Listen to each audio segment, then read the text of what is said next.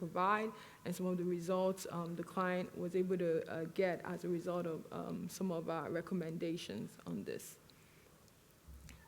So since 2016, this topic has been trending. I mean, it's been on a lot of SPE papers talking about fracture-driven interference. And we did a couple of digging in, with IHS data and data that's available publicly to really try and quantify the impact of fracture-driven interference and on parent wells and on infill wells or child wells. So I'll be using infill wells, child wells interchangeably. So based on IHS data and public data, we're able to actually figure out that about 64% of parent wells actually experience negative frac hits. And with the increasing trend of infill wells that are drilled now of about 60%, this is a major concern. Because in a lot of the basins across the U.S., we're in full development mode, whether it's even in the Williston Basin, in the Bakken, if it's in Eagle Ford, in Permian. I mean, there's an increasing trend of we're going real hard, we're producing these reserves, and this is a trending issue. And how are we going to be able to combat these kinds of fracture-driven interactions that actually affect these parent wells negatively? And then even in terms of production loss, we've seen up to 50% production loss in these parent wells, which is also, us leaving a lot of money on the table as well. And then when we get into the infill wells, when we look into the infill wells, we actually do see that despite the fact that we're going really aggressive on our completion designs, right? I mean, we're applying new technologies, we're doing things efficiently, we still figure out that even the child wells are still underperforming, by 20%. When we compare the proppant loading, we're pumping a lot of proppant, but despite that, we're still not seeing increased productivity in these infill wells. And then the next thing we see also with the fact that for this, when we compare the production potential of the child wells and the parent wells, we're seeing about 40% reduction in the newly drilled wells. So what we're saying is, with all the new technologies, we're improving the way we do things, on the field efficiently. We're getting better we understand what the production drivers are. With time, even as we're drilling these infill wells, we're still seeing that these infill wells actually underperform compared to parent wells that were already pre-existing. So as a result of that, we had to think of a way, okay, how are we going to be able to address this challenge? And before I go into, some of the solutions, I just want to highlight a few things. And, when I say fracture-driven interactions, the one thing that we see that can be an adverse effect to the parent wells that are already pre-existing, they're already producing, they're already online, is what we call a frac hit, right? And usually what we define this as is a situation where we have a direct interaction between the parent and infill wells. In this picture right here, if you look at this picture on the right-hand side, you see that this is a parent well. This is a parent well right here. This parent well has been drilled, it's been completed, it's been producing for a couple of years. And in blue in the background really would be the original stress conditions of that reservoir. And with time, as we produce and deplete the reservoir, you notice that, of course, the pressure is going to reduce. You're going to have reduced reservoir pressure. And the fractures we create also is also connoted in black here, the fractures, the hydraulic fractures we create during a stimulation job, just to make sure that, everyone's versed in that. So we have all that here. We have a depleted state of reservoir in the parent well, and then, whether it's 6 months later or a year later or a couple of years later, we come back and we want to drill an infill well or a child well, whether it's 800 feet, 1,000 feet away from the parent well, and as a result of this, all these lines here, these are stages, depicted, this green, blue, these are all depicted by stages. And as a result, a frac hit could occur in a situation whereby, for example, we have a particular stage here, right?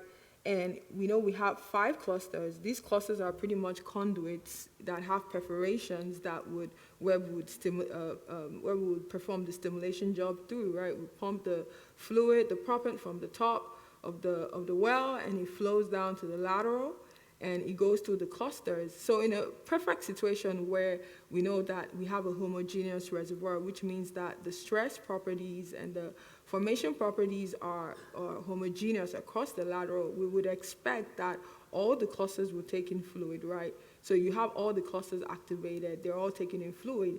And as a result, we have an idea of what a uniform fracture, we know we're going to have a uniform fracture geometry, right? Because we have equal volume of fluid and proppant flowing through each of the clusters.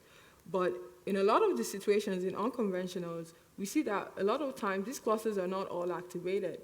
You start the job and only some of the clusters, the perforations, are taking in fluid. And as a result of that, you then have, all these long fractures, right, that are going and could possibly interact directly with the parent well, in this situation here. And as well, this is also showing the same thing where you also have three clusters and, you have, non-uniform fracture growth across the clusters as a result of this. So this is what we call a frac hit, where you have a direct interaction. And typically, if you have a pressure gauge on this, you'd actually be able to see a response, on the pressure monitored on these runaway fractures from the infill wells to the parent wells. And I'm going to talk a little bit about that. But this is pretty much a plot just showing some work that we had done, looking at frac hit occurrence, looking at some statistics. And you can see in the back end, not all frac hits are negative, right? Some can be positive in that you may not necessarily see production degradation in the parent well, and the infill well may still be able to produce up to par. But in the back end, we see about 50% of the frac hits we see are positive, but there are 15% that are negative, right? And then you see that changes across as you go through the different basins, right? And the negative, the other number would be neutral, like, if it's not positive, if it's not negative, then it would be neutral, which means you don't see any impact at all. So one of the ways we wanted to address this problem was, first thing we need to do is to try and optimize the design. How are we able to optimize the completion design, the stimulation design on the infill well, to ensure that we are addressing the reservoir uniqueness and understanding how the hydraulic fracture is going to propagate to ensure that we avoid frac hits. The next thing we want to do is how are we going to ensure that all the perforation clusters are evenly taking in fluid, and we don't have a situation where we have just some clusters taking in fluid and you have runaway fracture growth, which could potentially hit the parent well. And then the last but not the least was to also address far-field stance, whereby we're able to even further prevent the fracture growth from running away or causing adverse effect to the parent well. So all these are all fracture geometry technologies that I'm going to be talking about, fracture geometry control technologies that I'm going to be talking about as well. So to address all these challenges that I just highlighted, these are the proposed solutions. I'm going to talk about the design optimization first. So for design optimization, the first thing is we need to understand our reservoir. We need to understand what the key, how the reservoir properties changes across the lateral, right? We need to be able to understand what kind of hydraulic fracture growth we're creating, right? And we have models, we have state-of-the-art technology models, software models that do enable us to be able to input data, reservoir data that's key in making us able to predict and optimize the completion design and performance of these infill wells.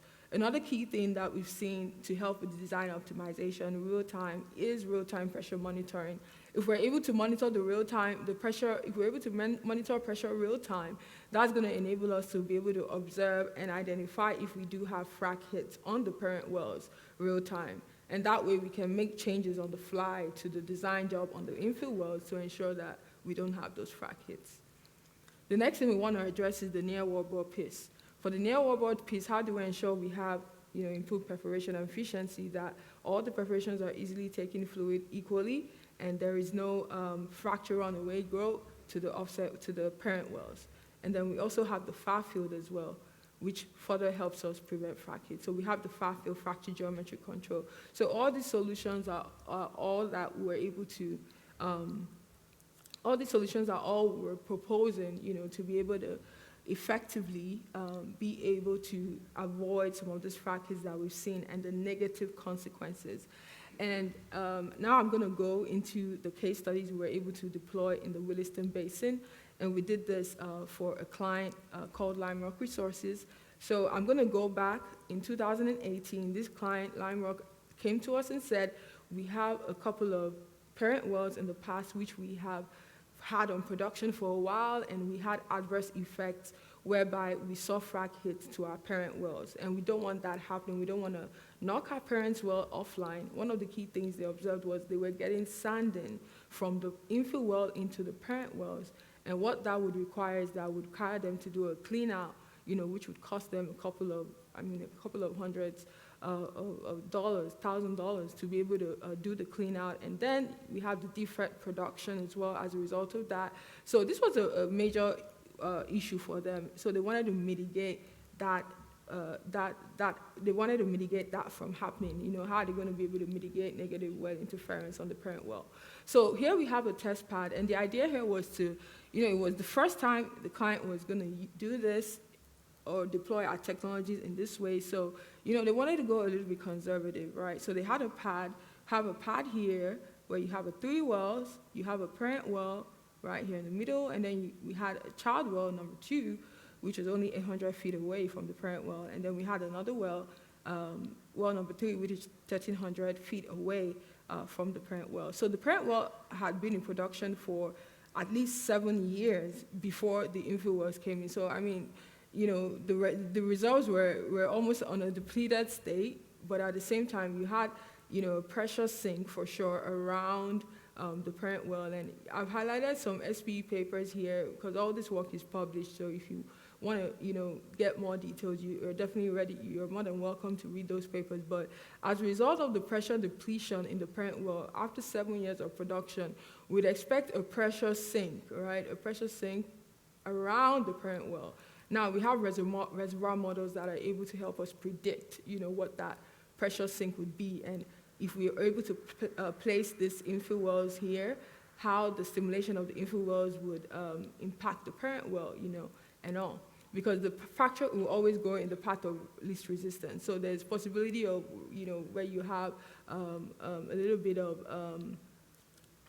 of preference, of fracture growth towards the parent well as opposed to the other side of the well. So in this case, of course, the client was mostly concerned about well number 2 because it was the closest to the parent well, right? And we're able to deploy all these different solutions to the client, the near-wellbore diversion, which I mentioned, the far-field diversion, and the real-time monitoring of the parent well, as well as doing some prior work with the modeling software to be able to optimize the fracture treatment on the child wells. So here, this is how we're able to implement technology. We collaborated with the client, and we decided that the best way to go about it would be for well number 3.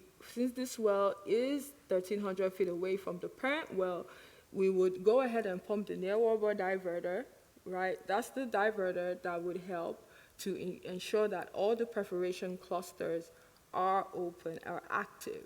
So all these lines here represent the perforation clusters. And then on the parent well, we're going to have a high-frequency pressure monitoring gauge on the parent well to be able to actually monitor the pressure, right, to see if we're seeing frac hits and if we can actually mitigate it. And then well number 2 is one that we were able to deploy the near-wellbore diverter to ensure that all the perforation clusters were open. But we took a unique strategy here because since this was kind of like a pilot test, so the client wanted us to pump the near-wellbore diverter to ensure all perforation clusters are open in the first couple of stages, right? And then the next 5 stages, we pumped the far-field diverter along with the near-wellbore diverter. And then in the subsequent stages, we only pumped the near-wellbore diverter, and we continued that sequence along the wellbore. And the idea here was to be able to help us really understand, how these different technologies were performing based on the pressure that we're monitoring on the offset well. So here is the modeling software divergent design strategy. I just wanted to highlight, just to highlight what we did. Here, this first plot is showing the sand concentration, right, versus the fluid. So this is the pump schedule pretty much. And it shows the kinds of proppant we're pumping, right? We pump 100 mesh in the beginning steps of the pump schedule. We follow it with a 40-70 mesh. And then right in the middle is where we pump the near-wellbore diverter. So the near-wellbore diverter consists of tetramodel-sized particles with fiber that actually help divert the fluid. So for instance, we start pumping the job, and you have a situation where only a couple of clusters, 2 clusters are taking in fluid, right? So we pump the near-wellbore diverter to help plug up those initial clusters that are taking in fluid. Once we do that, then we're able to build enough pressure, divert the fluid into the other sets of clusters that are not taking in fluid. So that's why you can see that here, this pump schedule is pretty much split into 2 parts, right? First part, we divert, initiate into new set of preparations, and then we pump the rest of the job. That was for well design 3. Well design 2, like I mentioned, we pump the far field diverter, which will be the broadband shield, and then we pump the near-wellbore diverter in the middle, and then the broadband shield. So the difference between well 3 and well 2 is that we pump the broadband shield, the far field diverter, which is also a fracture geometry control pill. It only consists of 2 different particles this time and a special set of fibers. But in this case, what it does is it helps bridge the fracture at the fracture tip. And the fibers also help create that high perm plug, low perm plug, so that we prevent the fracture from going any further. And then some of the key things that we use in the diversion strategy, in the modeling strategy, is to use some of the software models to be able to understand what kind of fracture geometry we are creating with the far field diverter case. And here you can see with the no far field diverter, we're showing a half length of the fracture of about 1570 feet. And then with the broadband, with the far field diverter, we're showing a reduced length of the fracture geometry. So that's kind of how that's the mechanism to which we are able to arrest the fracture tip propagation to prevent the fracture from running away to hit the offset well. And this is just some of the other models that we use as well. These are all software models. So as a result of that, we were able to go to the field, we executed the job as we planned, and we were able to actually quantify the results. And here, what I'm showing here is some of the results we got from well 3. Remember, well 3 was the well that was about 1,800 feet away, and that well, we only pumped the near-wellbore diverter, and we did see 61% of the stages where we noticed that there were frac hits to the parent well in 61% of the stages, right, where we pumped near-wellbore diverter. So the point here is that even if well number 3 was about 1,800 feet away, we still observed that 61% of the stages still communicated with the parent well.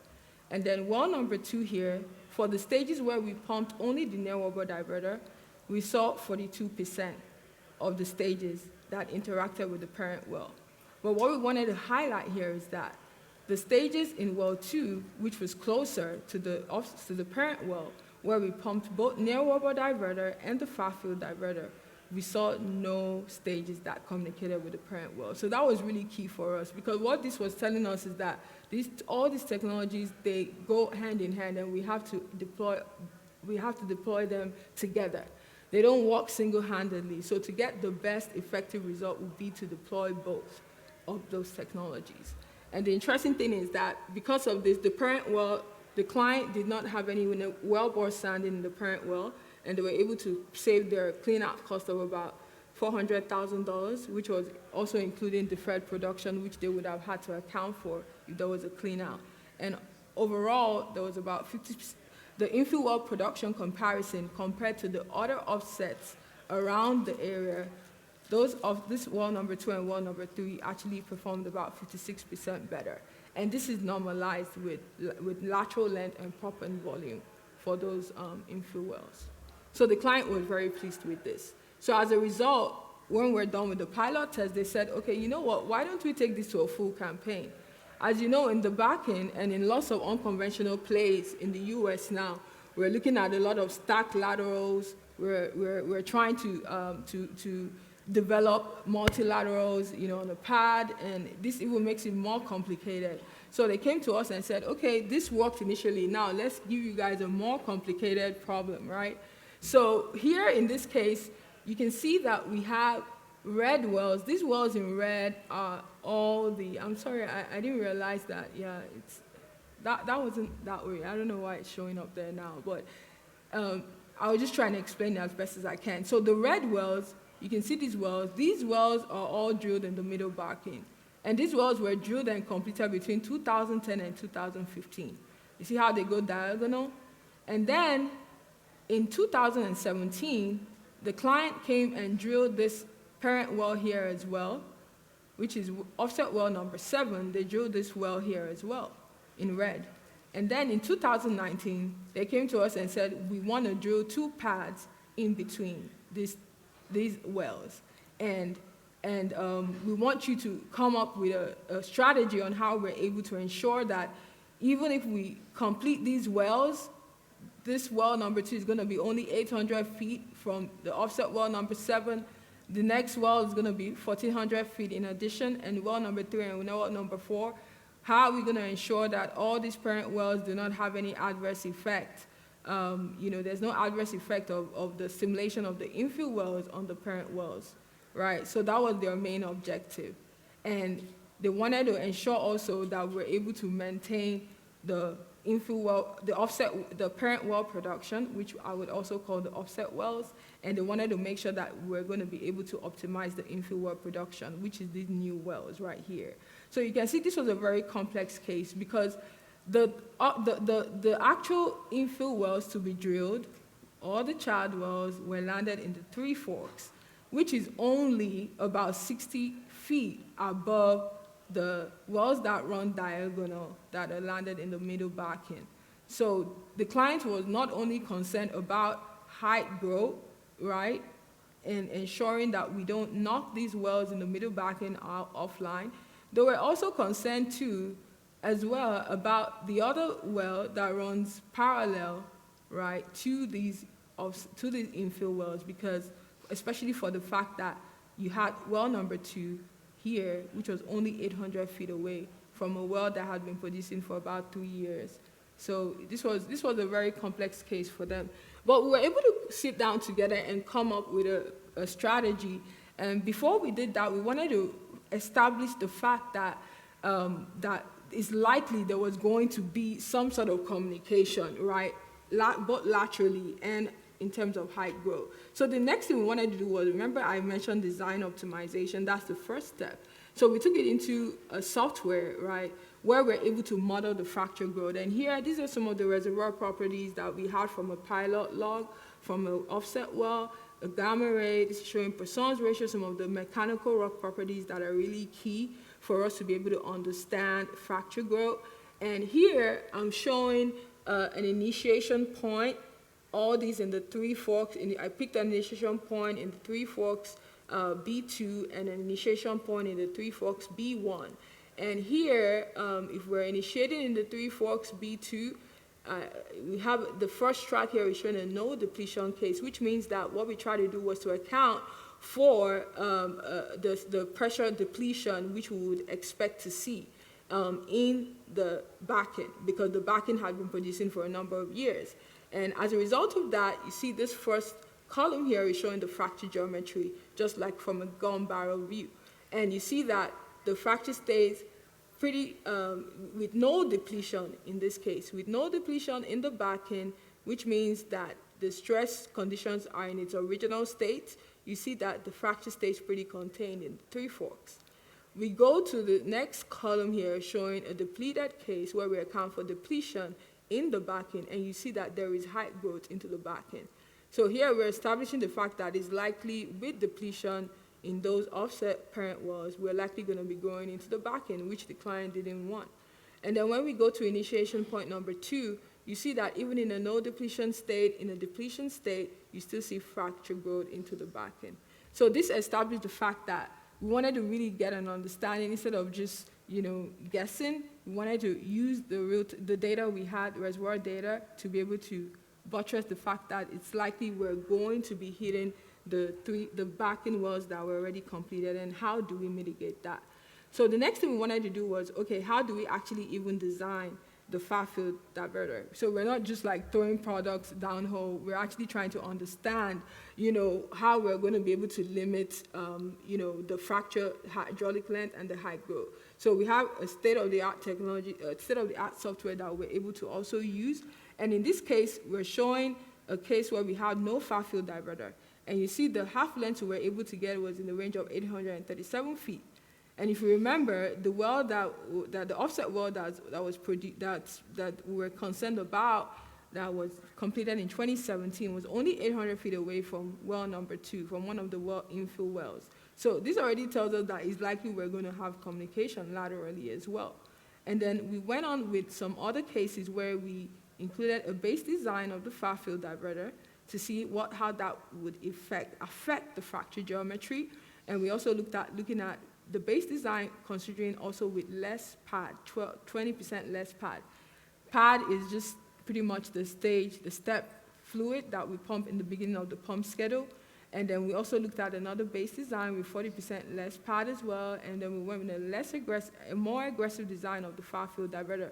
But the bottom line is, with all these different scenarios that we looked at, we did see that we could successively reduce the fracture geometry growth as we went more aggressive in the design. We could evidently see it in the model.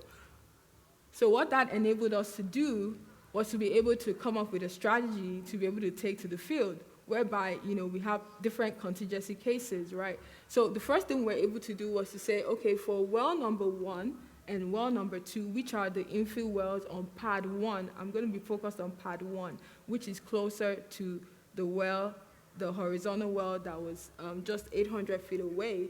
We were going to pump far field diverter, right? We're going to pump far field diverter on stages 2 to 24.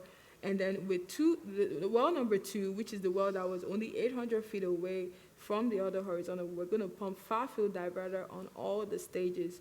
But on these wells, we pumped near wellbore diverter on all the wells, right? So that's a standard procedure for the clients.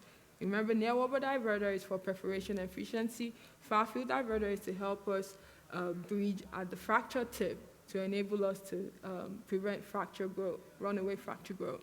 So as a result, we're able to come up with these different contingencies. We said if we did see a frac hit on the parent well, we're going to start with a base design, with a full pad volume, with a certain volume mass of the diverter peel. But if we still see a frac hit, this is what we're going to do. If we still see a frac hit, this is what we're going to do. So this is one of the real good things of having that real-time pressure monitoring, because what that does is it helps us to be able to actually optimize the job on the fly, real time. We don't have to wait till after the fact. We can make changes on the next stages as we go based on what we observe. And this is pretty much a similar plot to what I showed earlier, where we pump the near wellbore diverter in blue in the middle, right, to make sure we're increasing our perforation efficiency, and then we pump the far field diverter, in the beginning of the treatment. Okay, so for some reason, the color is not coming out the way I had it in the presentation, but pretty much this is infill well number 1. Infill well number 1 is the well that was 2,200 feet away from the parent well. And in this case, if you see yellow, if you see blue, green, yellow, and green, which means that we didn't see any frac hit. Frac hit will be indicated by red. So the frac hit would be where, in this case, we had a criteria where if we saw a pressure spike of 250 psi over the course of the stage, or a rate of 5 psi per minute increase on the pressure on the offset well, we would classify that as a frac hit. And this is all based on our experience and some of the prior work we had done on how we're able to call off those cutoffs, right? So here in well number 1, remember well number 1 was only 2,200 feet away, was about 2,200 feet away from the other parallel horizontal well, and there was no frac hits observed here. If we go to well number 2, remember well number 2 was the well that was only 800 feet away from the parent well that was parallel.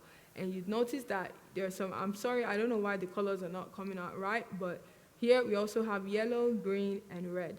So the stages that show red, that is where we had frac hits. We observed we had frac hits. So in this well, yes, we're showing that it's 800 feet away and we still had frac hits. You can see that it kind of builds up in stage 8, then stage 12, 13, 14, we start to see it. And as a result of that, we decided, okay, we need to do something different. We need to go more aggressive on the far field diverter. And we did that, and once we did that, we were able to see on the parent well that the pressure stabilized with the aggressive far field diverter after we had even used some of the other contingency plans we had. So this was able to show that we were able to visually see and quantify the fact that as we went aggressive on the far field diverter, we're actually able to see that there was a reduction in the frequency and the severity of the frac hits to the parent wells. So once the job was completed, then we were able then to now really look at the production results, because we must not forget production, because that's one of the key things the client uses as a way of really being able to quantify if we were able to achieve our objectives. So this is the production results of the parent wells, and we have parent well, all the parent wells here. Remember those wells that were diagonally across, landed in the back end.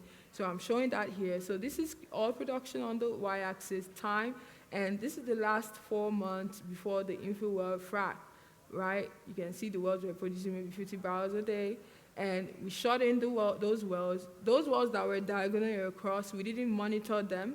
We just shot them in, put a plug on them while we stimulated the infill wells.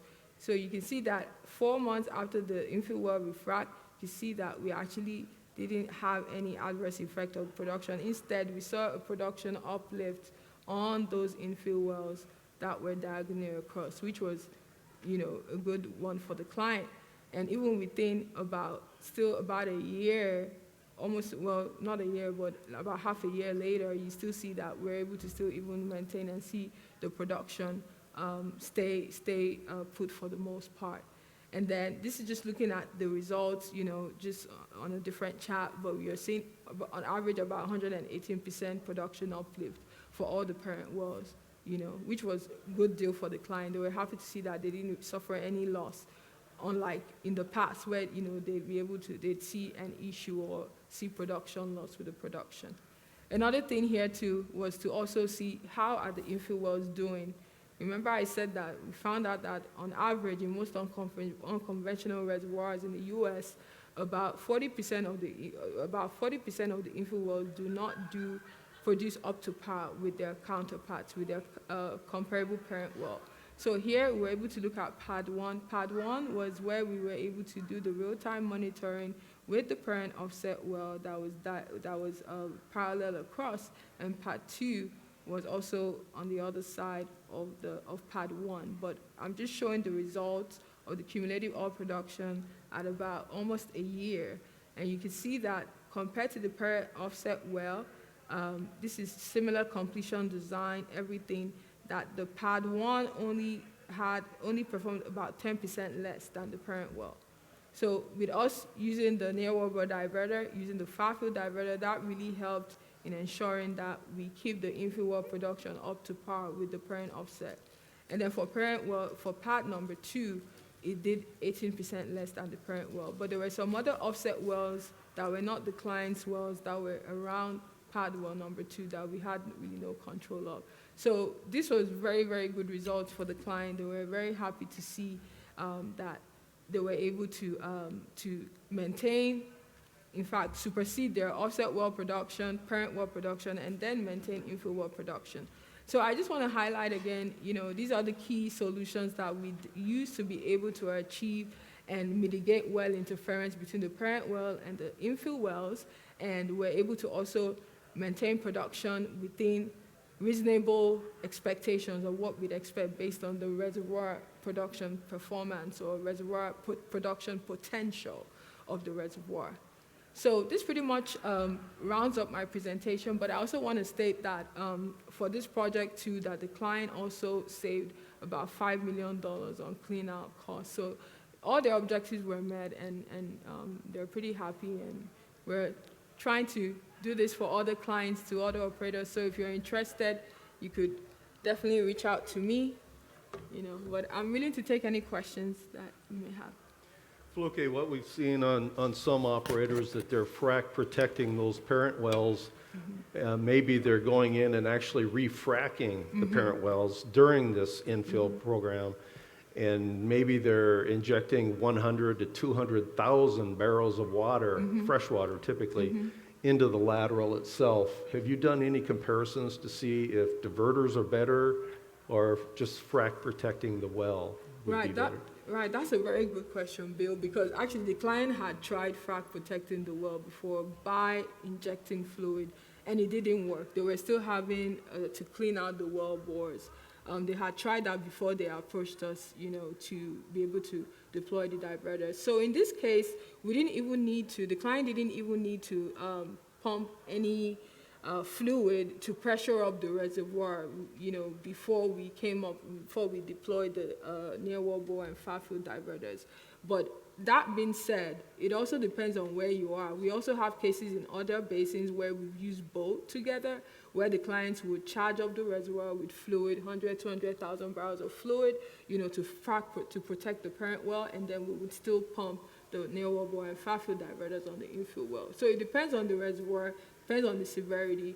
Just like, I'd shown in the plot, there are some basins that are more severe than others when it comes to negative frac hits. So sometimes clients would combine different approaches, right, to ensure that, we're able to mitigate the well interference.